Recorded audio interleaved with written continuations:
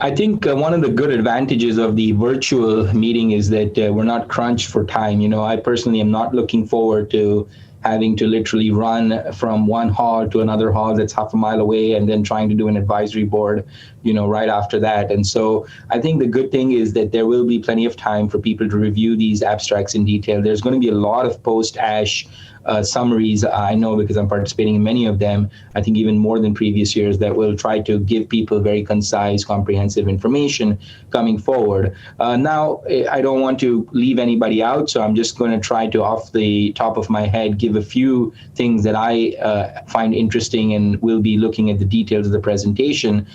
There will be, of course, updates on venetoclax. There isn't per se too much new trial data from the Viale-A. This is the phase 3 study, but there are subsets looking at outcomes in FLT3-mutated AML.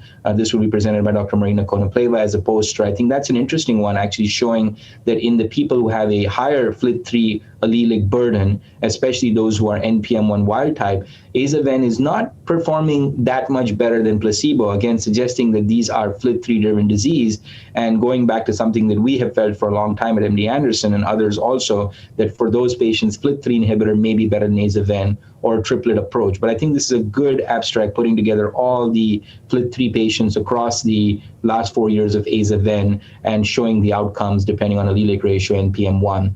Another important study looking at venetoclax, but not with the HMA or lotus-RSC that we've all kept on talking about last 4 years, but looking at backbone of chemotherapy, FLAG-IDA-ven.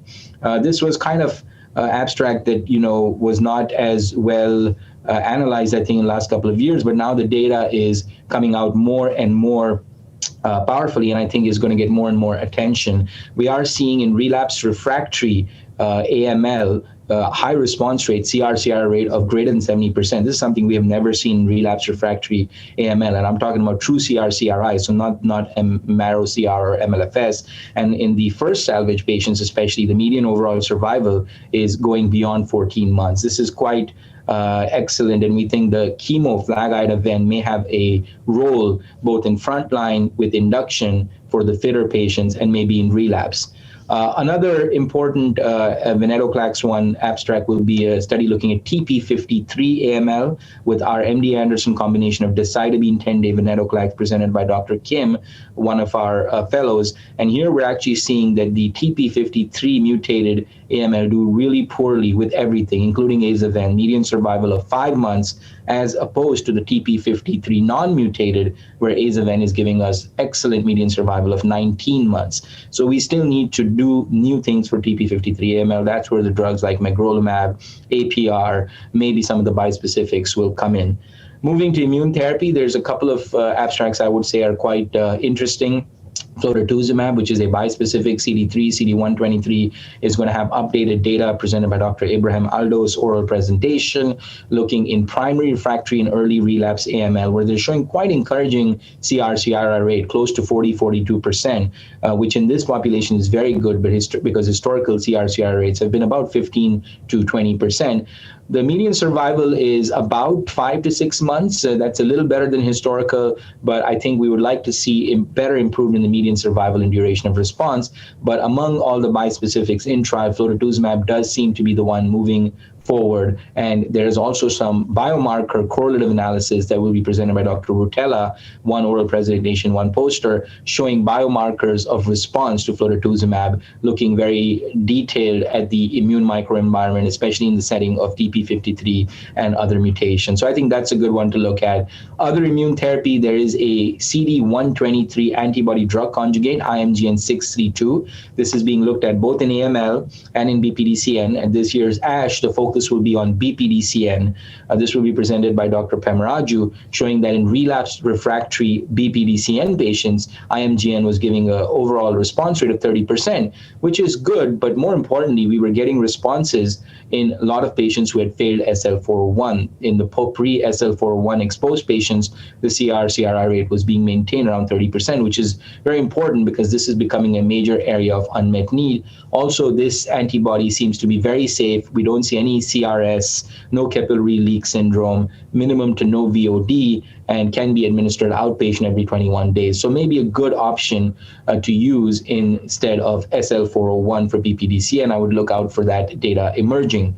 FLT3, there's going to be a lot of new data. Venetoclax-gilteritinib in relapsed refractory FLT3, I'll be presenting that data. Looks quite encouraging, very high CRC rates, very encouraging early median survival duration of response. We're also going to be looking at the first time at triplet data, which is something people are very excited about for the next few years, of decitabine with venetoclax with quizartinib. Dr. Yilmaz will be presenting this, showing very, very high response rates, both in relapse and frontline. Small number of patients, but giving us a taste of how these triplets, when used optimally, and that is something he will focus on, that we are shortening the venetoclax to 14 days, using growth factors, sometimes interrupting FLT3, but I think it's important that these triplets can be very, very effective, better than anything we have ever seen, but also are myelosuppressive and need to be done safely, and these trials are quite critical. We're also going to have some data looking at the mutational escape pathways after type 1 and type 2 FLT3 inhibitors.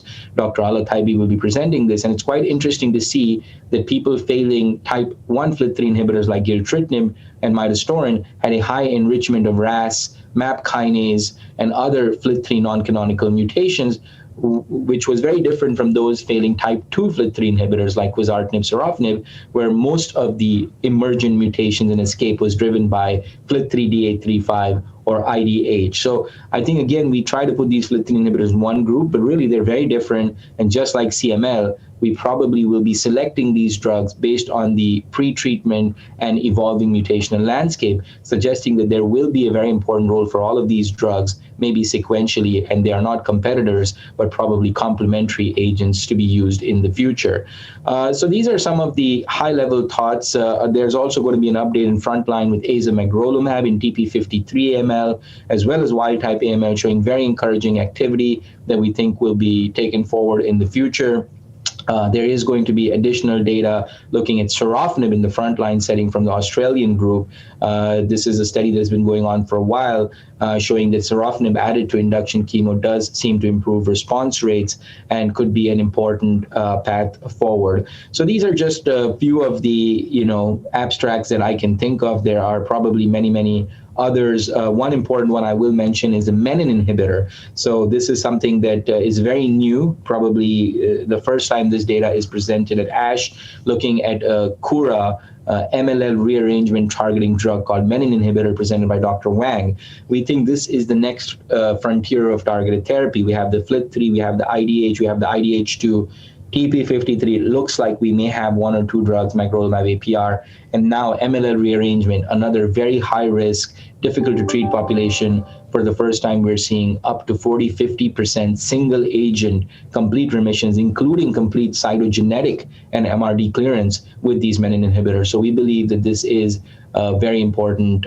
targeted approach. And then, of course, as we combine it with aza-ven and chemo in the future, this may really improve the outcome for these MLL rearranged patients who do really poorly both in AML and in ALL. So I think I'll stop there. Of course, there are many others. And again, I don't mean to leave out anything. I'm saying what I can remember at this time. But looking forward to a very, very exciting ASH meeting. Thank you.